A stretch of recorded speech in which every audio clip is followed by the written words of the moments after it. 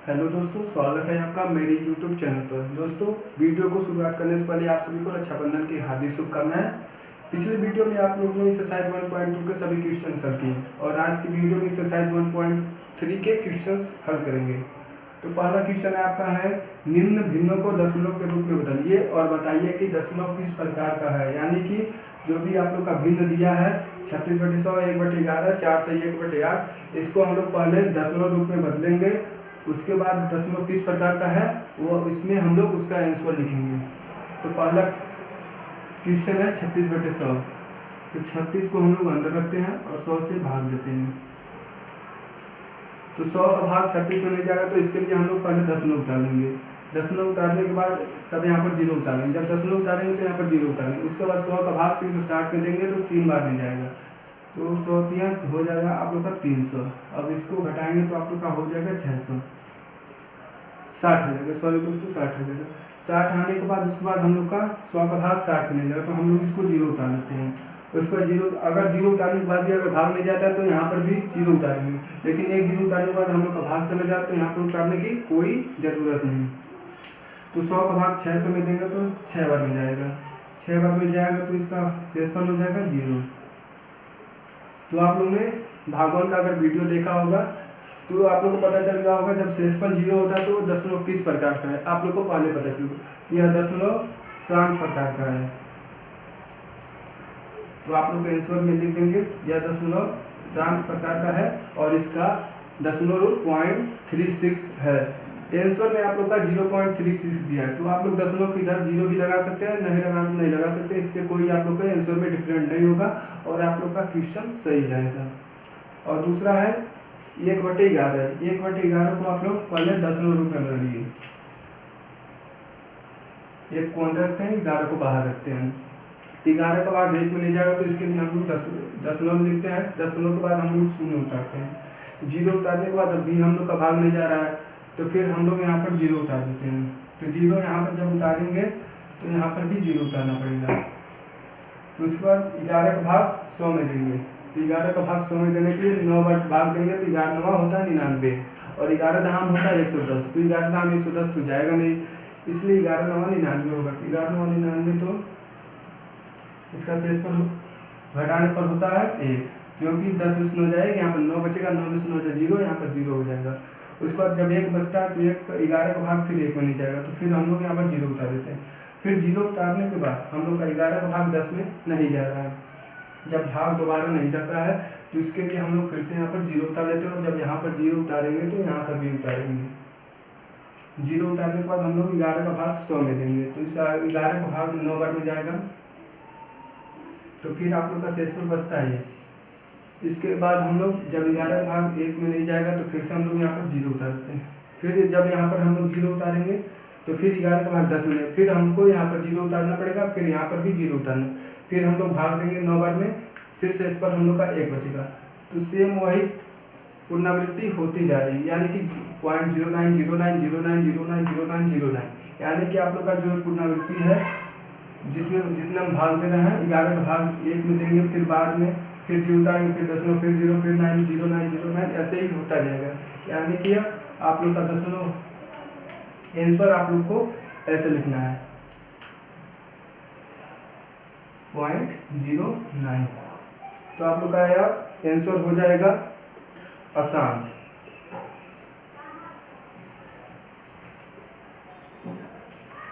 Point 0 पर आप लोग लगा देंगे। उसके बाद इसको बोल देंगे अशांत, इसको अशांत पूर्णावर्ती। यानी कि यह आप लोग का 1/11 को दशमलव रूप में बदलने पर आप लोग का आएगा 0.09 और 0.09 जब आएगा तो आप लोग को यह किस प्रकार दशमलव है, तो यह दशमलव अशांत पुनरावृत्ति का है। यानी कि यह दशमलव अशांत है, पुनरावृत्ति इसकी बार बार हो रही है 0.090909, इसलिए यह अशांत पुनरावृत्ति है। तीसरा है आपका 4 से 1/8। तो यह आपका मिश्र भिन्न में है। तो सबसे पहले इसको हम लोग भिन्न के रूप में बदलेंगे। तो भिन्न के रूप में बदलेंगे तो हम लोग का हो जाएगा 8 चौक 32 33/8, मतलब 8 चौक 32 और 33 33/8। अब इसको दशमलव के रूप में बदलने के लिए इसमें भाग देंगे। तो 8 का भाग 33 में देंगे। 33 अंदर रहेगा, ऊपर वाला अंदर रहेगा और नीचे वाला हर बाहर रहेगा। तो 8 चौका 32। शेषफल हम लोग का 1 बच रहा है। अब इसके बाद हम लोग यहाँ पर दशमलव उतारेंगे। दशमलव उतारेंगे जब यहाँ पर, तो हम लोग का यहाँ पर 0 होगा। तो 8 का भाग 1 में जाएगा, तो 8 एकम 8। फिर हम लोग का दशमलव कितना होगा, नीचे शेषफल बचा 2, तो फिर हम लोग यहाँ पर 0 उतारेंगे, तो हो जाएगा 8 दूनी 16। फिर हम लोग का शेषफल बचा 4, तो होता है 8 बचे 40। तो हम लोग का शेषफल कितना बच गया, 0। यानी कि जब शेषफल 0 बच गया तो हम लोग का यह दशमलव किस प्रकार का है, शांत प्रकार का है। जैसे आप लोग का पहला 36/100 में शेषफल 0 आया है, उसी तरह तीसरा में 4 से 1/8 में शेषफल 0 आया। यानी कि जब यहाँ पर भी शांत है तो यहाँ पर भी शांत। यानी कि जब आप लोग का शेषफल 0 हो जाता है तो आप लोग का यह दशमलव किस प्रकार का है, शांत प्रकार का। और जब पुनरावृत्ति होता है तो उसको हम लोग अशांत पुनरावृत्ति करते हैं।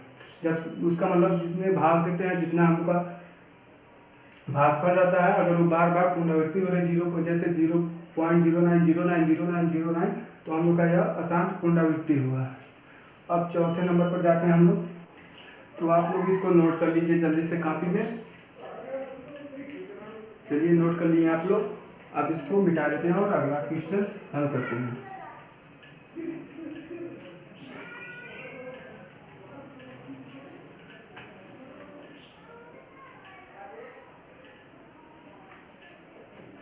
चौथा है आपका 3/13। पांचवा आपका है 2/11 और छठवां आपका है 329/400। तो चौथे नंबर पर हम लोग जाते हैं। तो ऊपर 3 है और नीचे कितना है, 13। तो हम लोग 3 अंदर कर लेते हैं और 13 को बाहर कर लेते हैं। अब 13 का भाग 3 में नहीं जाएगा, तो इसके लिए हम लोग क्या करते हैं, दशमलव लिख लेते हैं। जब दशमलव लिखेंगे तो यहाँ पर 0 हो जाएगा। अब 13 का भाग हम 30 में देंगे, तो कितना होगा, 13 दूना 26। तो हम लोग का 26 शेष, नीचे शेष बचा हम लोग का 4। 10 में 6 4, 2 में 2 4 0।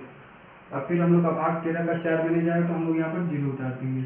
और फिर 13 का भाग 40 में देंगे, तो हो जाएगा 13 39। अब हम लोग का शेष बचेगा 1, यहाँ पर हो जाएगा 0। फिर हम लोग का भाग 13 का 1 में नहीं जाएगा, तो हम लोग यहाँ पर 0 उतार देंगे। फिर हम लोग का भाग देखिए, यहाँ पर 13 का भाग 10 में नहीं जाएगा, तो हम लोग फिर यहाँ पर 0 उतारेंगे, तो यहाँ पर भी 0 उतारेंगे। अब 13 का भाग 100 में देंगे, तो 100 में देने के लिए 13 छके 13 सते 91। अब हम लोग का शेष कितना बचा, 9।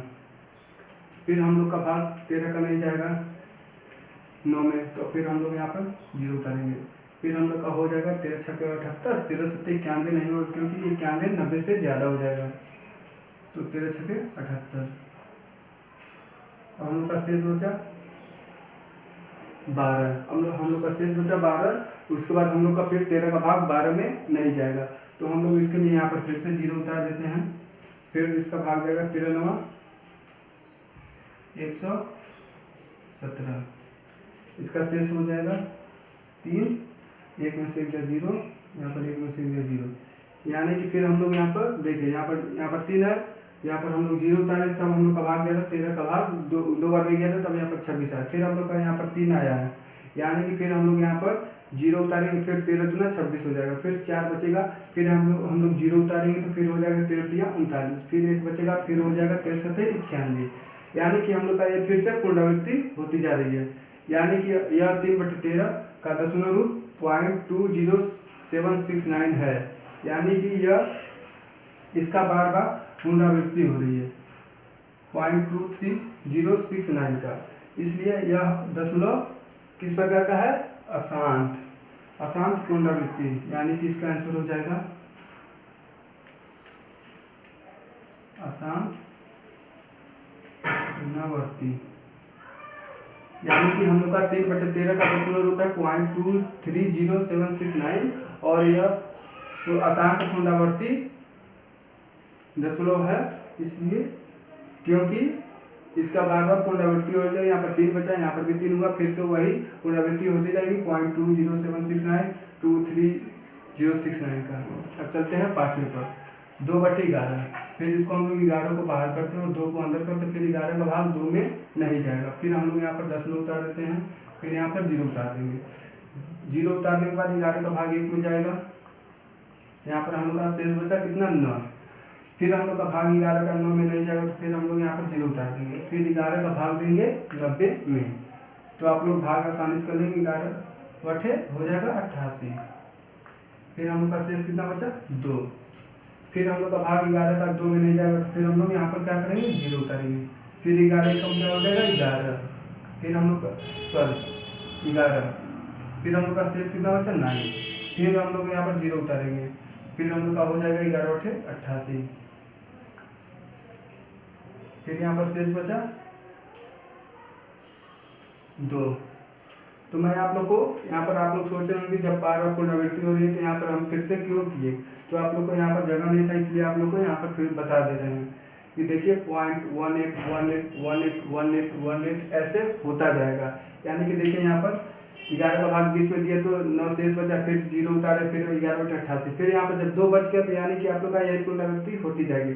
लेकिन हम आप लोग को यह बता दिए हैं कि यहाँ पर जगह न होने का यहाँ पर आप लोग को समझा दिए, इसलिए हम दोबारा इसमें भाग दिए हैं। यानी कि फिर 11 कम 11 होगा, फिर 9 शेष बचा, फिर 11, फिर यहाँ पर 2 बच गया, फिर हम लोग यहाँ पर 0 उतार के ऐसे ही भाग देते जाएंगे। यानी कि हम लोग का बस यही लिख देंगे, आंसर में हम लोग लिख देंगे इसको 0.18, ऐसे हम लोग इसका आंसर लिख देंगे 0.18 इसके ऊपर लगा देंगे। और इसका दशमलव रूप है 0.182, 2/11 का दशमलव रूप 0.18 है। और दशमलव किस प्रकार का है आप लोग को फिर से पता चल गया होगा, जब पुनरावृत्ति बार बार हो रही है तो यह दशमलव अशांत प्रकार का है, इसे हम लोग पुनरावृत्ति भी लिख सकते हैं, पुनरावृत्ति। आशा करता हूँ आप लोग को समझ में आ गया होगा। और लास्ट पे चलते हैं 6वें नंबर पर 329/400। यानी कि फिर हम लोग इसका भाग देंगे तो 400 हो जाएगा आप लोग का बाहर और अंदर हो जाएगा 329। फिर 400 का भाग 329 में नहीं जाएगा, तो फिर हम लोग यहाँ पर क्या करते हैं 0 दशमलव उतारते हैं। दशमलव उतारने के बाद हम लोग क्या करते हैं यहाँ पर 0 उतारते हैं। अब 400 का भाग इसमें जाएगा तो कितने में जाएगा 4 8 बार में जाएगा, क्योंकि 8 चौका 32 और 90 है, 90 आप लोग का शेष बच रहा और 400 चाहिए, तो इसलिए 9 बार में नहीं जाएगा, तो 8 चौका 3200 हो गया, शेष आप लोग का बचा 90। फिर आप लोग का 400 का भाग 90 में नहीं जाएगा, इसलिए आप लोग यहाँ पर क्या करेंगे 0 उतार लेंगे। फिर हम लोग इसका भाग देंगे 700 का, यहाँ पर हो जाएगा आप लोग का 2 बार में, 4 दूनी 800।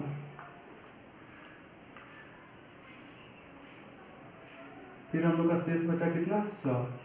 यानी कि हम लोग का 4 का भाग पहले दिए हैं 3290 में हुआ 3200, 8 बार में गया, फिर 900 हुआ, फिर उसका भाग दिए 2 बार में, तो हम लोग का बचा है 100 शेष। उसके बाद से फिर हम लोग यहाँ पर 0 उतारेंगे, 0 उतारने में फिर हम लोग 400 का भाग 1000 में देंगे। तो 400 का भाग हम लोग जब 1000 में देंगे तो 3 बार में जाएगा नहीं, क्योंकि 4 3 1200 हो जाएगा और हमारा कितना शेष बचा है 1000, तो हम लोग इसका 2 बार में भाग देंगे। फिर हम लोग का शेष कितना बचा 200। यानी कि फिर हम लोग यहाँ पर 400 का भाग फिर से 200 में नहीं जाएगा, तो फिर हम लोग यहाँ पर क्या करते हैं 0 उतार लेते हैं। 0 उतारने के बाद हम लोग 400 का भाग 2000 में करते हैं। तो आप लोग को पता चल गया होगा कि यह किस प्रकार का दशमलव है, क्योंकि 400 का भाग 2000 में आसानी से चला जाएगा और शेष भी नहीं बचेगा, तो 5 बार में यह भाग जाएगा, तो 5 चौका 20। आप लोग का शेष कितना हो गया 0। अब जब शेष 0 हो गया तो आप लोग को पहले ही पता चल गया होगा कि यह दशमलव किस प्रकार का है, यह दशमलव शांत प्रकार का, क्योंकि जब शेष 0 हो जाता है तो आप लोग का दशमलव शांत प्रकार का होता है, और जब शेष नहीं बचता है, जब उसका पुनरावृत्ति होता जाता है, यानी कि 0.181818 का पुनरावृत्ति इसी तरह होता जाता है, तो ये हम लोग का दशमलव अशांत प्रकार का होता है।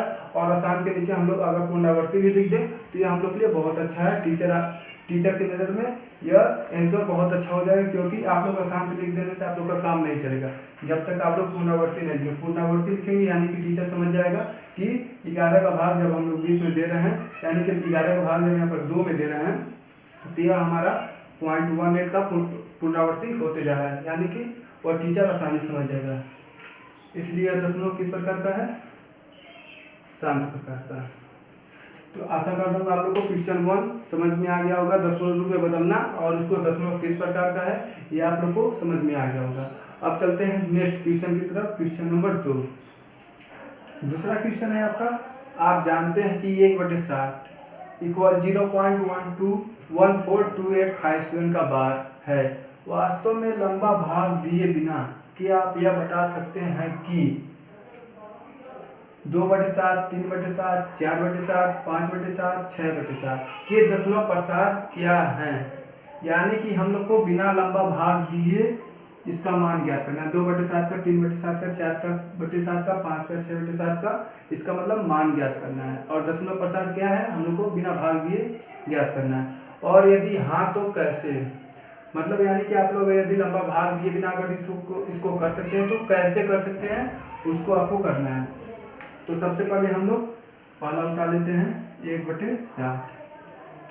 1/7 का मान है आपका 0.142857 का बार, यानी कि 1/7 का मान है आपका 0.142857 का बार, यानी कि हम लोग का 1/7 का मान इतना है। तो 2/7 का मान पूछा है, तो 2/7 को आप लोग ऐसे तो लिख सकते हैं ना, 2 गुणे 1/7, तब भी हम लोग का मान क्या होगा, 2 गुणे 1/7 का मान क्या होगा, 2/7, यानी कि मान वही हुआ। तो 1/7 हम क्यों किए हैं, क्योंकि 1/7 का मान हम लोग का यहाँ पर दिया है, यानी क्वेश्चन में देखिए 1/7 का मान यहाँ कितना दिया है। तो इसको हम लोग सिंपली ऐसे करते हैं, 2 गुणे और 1/7 का मान कितना है, इतना है। तो हम लोग 1/7 का मान रख देते हैं 14285 का बार। अब हम लोग इसका गुणा कर लेते हैं, गुणा करने पर हम लोग का जो आएगा वही हम लोग का आंसर हो जाएगा, दशमलव प्रसार हो जाएगा। तो 2 का गुणा 7 में करते हैं तो 2 7 14, हासिल 1 हुआ, 2 5 10 और 1 11, फिर 2 8 16 है 17, 2 3 4 है 5, 2 चौके 8, 2 चौके 8 और 2 एकम 2, और यहाँ पर हम लोग दशमलव उतार देंगे, यानी कि हम लोग का 2/7 का मान हुआ 0.285714, यानी कि हम लोग का 2/7 का मान यह है। और 3/7, 4/7, 5/7, 6/7, 3/7 का वही मान ऐसे ही हम ज्ञात करेंगे, 3 गुणे 1/7, यानी कि 3 एकम 3 और 1 7, यानी कि 3/7 मान वही हुआ। तो हम लोग इसका आंसर इसी तरह इसका भी ज्ञात करेंगे, 4 गुणे 1/7, 5 गुणे 1/7, 6 गुणे 1/7। इसका आंसर आएगा 3 गुणे 1/7 का आंसर आएगा आपका 0.428571 का बार हो जाएगा। और 4 का आएगा 0.571428, 5 का आप लोग का आ जाएगा 0.714285 का बार, और लास्ट का आएगा 6.6/7 का 85714 का बार। आप लोग को लग रहा होगा कि मैं किताब से आंसर लिख दिया हूँ, तो आप लोग को मैं बता दे रहा हूँ मैं किताब से आंसर क्यों लिखा हूँ, आप लोग को क्वेश्चन आसानी से समझ में आ जाएगा। तो जैसे 1/7 का मान आप लोग का यहाँ पर दिया है, क्या दिया है 0.142857 का बार, तो 2/7 का मान पूछा है, तो 2 गुणे 1/7 तो कर सकते हैं हम ना, क्योंकि 2 का गुणा अगर 1 में करेंगे तो 2/7 तब भी होगा। तो 2 गुणे 1/7 का मान जो यहाँ पर है, यहाँ पर हम लोग लिख दिए हैं। तो इसका गुणा करेंगे, जो आएगा गुणा करने पर वही हम लोग का दशमलव प्रसार होगा, यही हम लोग का आंसर होगा। ठीक इसी प्रकार 3/7 का होगा, 3 गुणे 1/7 तो कर सकते हैं हम लोग ना, क्योंकि 3 का गुणा 1 में करेंगे तो 3/7 ही होगा। और जो 1/7 का मान यहाँ पर है, यहाँ पर वही हम लोग 1/7 का मान यहाँ पर 3 गुणे इस तरह 3 गुणे 1/7 कर देंगे, जो 1/7 का मान ये होगा यहाँ पर 3 लिखकर गुणे 0.1428 लिखकर गुणा कर देंगे, जो गुणा आएगा हम लोग का यही आंसर आएगा, और इसका यह आंसर आएगा, इसका यह, इसका ठीक इसी तरह 2/7, 3/7, 4/7, 5/7, 6/7 का गुणा ठीक इसी प्रकार कर लेंगे जैसे हम लोग 2/7 का किए हैं कि 2 गुणे 1/7 का मान रख दिए हैं। आशा करता हूँ आप लोग को क्वेश्चन नंबर 2 भी समझ में आया होगा। अब नेक्स्ट क्वेश्चन आप लोग को नेक्स्ट वीडियो में बताऊंगा, क्योंकि यह वीडियो बहुत लंबा हो गया। और आप लोग को एक बार फिर से बता दूं, अगर आप लोग को कोई क्वेश्चन फंस रहा है तो आप लोग कमेंट कीजिए, कमेंट बॉक्स में मैसेज कीजिए। मैं आप लोग को क्वेश्चन अगर कोई भी कि कहीं भी किसी भी टॉपिक पर किसी भी मतलब जहाँ पर भी मिस्टेक हो रहा है, मतलब समझ में नहीं आ रहा है, आप लोग वहाँ पर मैसेज कर दीजिए सर ये क्वेश्चन नहीं आ रहा है, तो मैं वो क्वेश्चन दोबारा रिपीट कर दूंगा नेक्स्ट वीडियो में। जैसा कि आप लोग को मैं इस क्वेश्चन को बता दिया था, बहुत आसानी से आप लोग समझिए। बस आप लोग को दिमाग लगाना है कि कौन सा मतलब टॉपिक मतलब कौन सा बिंदु कहाँ पर प्रयोग होगा। जैसे 1/7 का था 2/7, तो मैंने 2 को अलग कर दिया और 1/7 रख दिया, तो 2/7 का मान निकल गया। ठीक इसी प्रकार 3/7 इसी तरह मान निकल गया। यानी कि आप लोग को बस दिमाग से समझना है।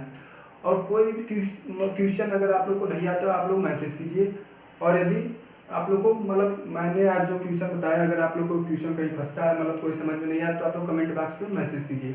और अगर वीडियो पसंद आए तो वीडियो को लाइक कीजिए, चैनल को सब्सक्राइब कीजिए और वीडियो को ज़्यादा से ज़्यादा शेयर कीजिए और बेल आइकन को दबाना ना भूलिए, ताकि आप लोग को जो भी वीडियो मैं नया अपलोड करूँ आप लोग के पास तुरंत नोटिफिकेशन पहुँचे और आप लोग उस वीडियो का बहुत अच्छा से फ़ायदा उठा सकें। क्योंकि लॉकडाउन में कहीं पढ़ाई नहीं हो रही है, इसलिए आप लोग बेल आइकन को दबाना ना भूलिए और वीडियो को तुरंत देखिए। Thank you.